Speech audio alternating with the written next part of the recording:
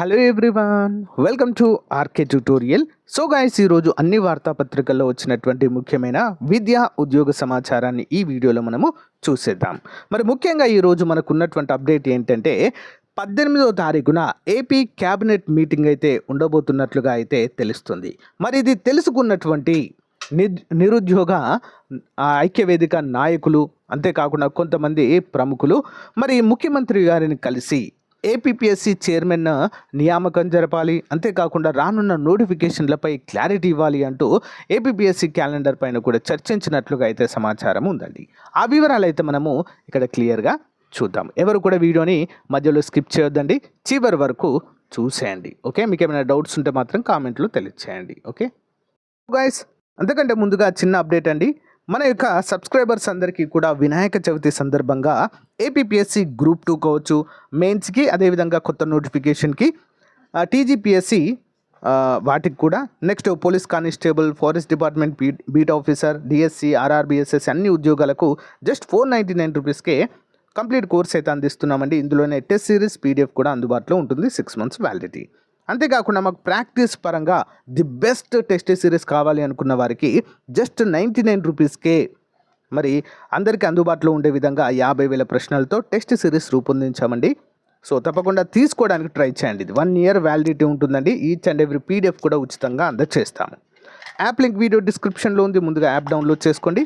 So demo చూసి తప్పకుండా వెంటనే తీసుకోండి. ఓకే, సో గైస్, వివరాలు చూసినట్లయితే 18న క్యాబినెట్ మీట్, సెప్టెంబర్ 13 రాష్ట్ర మంత్రిమండలి సమావేశం ఈ నెల 18న జరగనుంది. ముఖ్యమంత్రి చంద్రబాబు అధ్యక్షతన ఉదయం 11 గంటలకు అమరావతి సచివాలయంలో సమావేశం జరగనుంది. ఈ సమావేశంలో చర్చించాల్సిన అంశాలపై ప్రతిపాదనలు పంపానని, అన్ని ప్రభుత్వ శాఖలకు ఆదేశాలైతే అందడాన్ని మనం చూడవచ్చు. 15వ తేదీ సాయంత్రం 4 గంటలలోపు ప్రతిపాదనలు పంపాలని ప్రభుత్వం పేర్కొంది. శుక్రవారం ఈ మేరకు ప్రభుత్వ సిఎస్ నీరబ్ కుమార్ ప్రసాద్ గారు అన్ని శాఖలకు ఆదేశాలు జారీ చేశారు. విజయవాడను ముంచెత్తిన బుడమేరు వరద, ఉత్తరాంధ్ర, ఉభయ గోదావరి జిల్లాలో పంట నష్టము, ఆస్తి నష్టం తదితర అంశాలపై ఈ క్యాబినెట్ సమావేశంలో చర్చించే అవకాశాలు ఉన్నట్లుగా తెలుస్తుంది. మరి క్యాబినెట్ సమావేశాలు ఉన్నటువంటి సందర్భంలో మరి ముఖ్యమంత్రి గారిని కలిసిన ప్రముఖ వ్యక్తులు ఎవరో చూద్దాము. రాష్ట్రంలో గత ప్రభుత్వం చేపట్టిన కాంట్రాక్ట్ ఉద్యోగాలు, అధ్యాపకుల రెగ్యులరైజేషన్ ప్రక్రియను వెంటనే ప్రారంభించాలని ముఖ్యమంత్రి చంద్రబాబుకు పీడీఎఫ్ ఎమ్మెల్సీ కెఎస్ లక్ష్మణరావు గారు విజ్ఞప్తి చేశారు. ఈ మేరకు సచివాలయంలో సీఎంని కలిసి వినతి పత్రం అందజేశారు. ఏపీపీఎస్సీకి వెంటనే చైర్మన్ను నియమించి ఉద్యోగాల నోటిఫికేషన్లు విడుదల చేయాలని కూడా కోరడం అయితే జరిగింది. చాలా ఇంపార్టెంట్ అండి, ఇది మంచి టైంకు కలిసారండి ముఖ్యమంత్రి. నిజంగా చెప్పాలంటే క్యాబినెట్ మీటింగ్ అయ్యేటువంటి టైంలో ఇది కనుక చర్చకు వస్తే మనకు మంచి క్లారిటీ వచ్చేటువంటి అవకాశం ఎక్కువగా ఉంటుంది.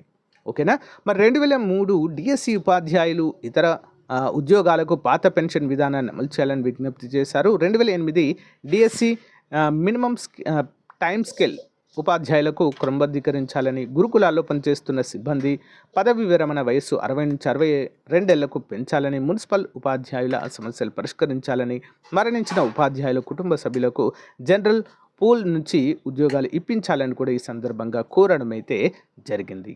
సో చాలా రోజుల నుంచి మరి ఏపీపీఎస్సీ చైర్మన్ పదవి అయితే ఖాళీగా ఉందండి, మనందరికీ తెలిసిందే.